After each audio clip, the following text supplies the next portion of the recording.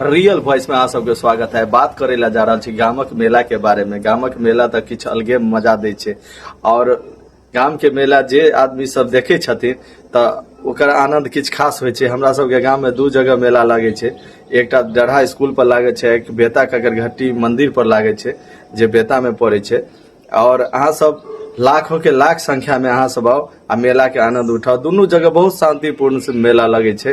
अहाँ सबके कनिको कतौ से दिक्कत नहीं हैत। अहाँ सब जते भी ज्यादा संख्या में एबे सब चीज के व्यवस्था छै। मीना बाजार के व्यवस्था छै, पूजा पाठ के व्यवस्था छै, अहाँ के मनोरंजन के भी व्यवस्था रहे छै। कुछ हल्ला गुल्ला नहीं होय छै। किनको यदि मन में कुछ तकलीफ हैत कि नहीं मेला देखे ले जाए, कुछ एक प्रकार के कुछ हल्ला गुल्ला एकदम नहीं होय छै, एकदम शांतिपूर्ण होय छै। आ गामक आदमी सब बड़ नीक आदमी सब होय छथिन।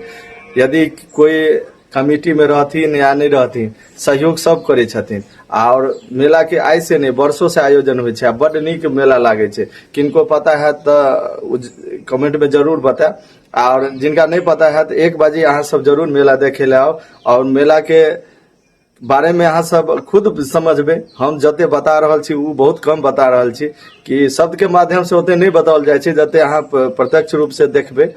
और मेला बहुत अच्छा छै, अहाँ सब एक बाजी पुनः पहुँचियो। जन्माष्टमी के बहुत धूमधाम से मेला होय छै, अहाँ सबके बड़ नीक लागत। बेता मंदिर पर जे मेला लागे छै ओय में बड़ बुजुर्ग के लिए विशेष व्यवस्था छै, कुर्सी पर के व्यवस्था छै, पंडाल के व्यवस्था छै। और डढ़ा में जे मेला लगे छै ओकरो भी खूबसूरती बहुत छै। ओतो बच्चा के लिए बुजुर्ग के लिए विशेष व्यवस्था रखल जाय छै। हर तरह के प्रोग्राम होय छै, हर तरह के मनोरंजन होय छै। अहाँ सब एक बार जरूर आओ और मेला के आनंद उठाओ। और यदि मेला अच्छा लागे तो ई वीडियो के खोल के जरूर एक बार कमेंट करब। हम नया नया वीडियो बढ़िया बढ़िया वीडियो अहाँ तक पहुंचाएब। और मेला के बारे में अहाँ सब जरूर बताएब कि मेला के कोई टाइप से अहाँ के लागल, केहन लागल। और मेला देखला के बाद खरीदारी जे करे छे अहाँ सब, मीना बाजार में किछ दुकान सब लगे छे ओय में खरीदारी जरूर करब। ओहो सब उम्मीद पर आयल रहे छथिन कि हम मेला में जाय छी, दुकान लगबे छी, किछ 2 रुपया 2 टका कमाएब। ते दुआरे अहाँ सब खरीदारी जरूर करब।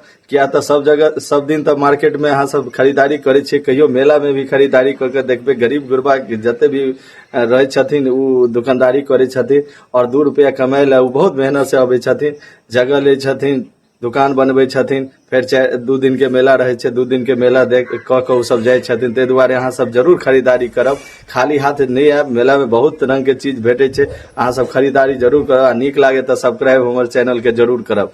जय हिंद।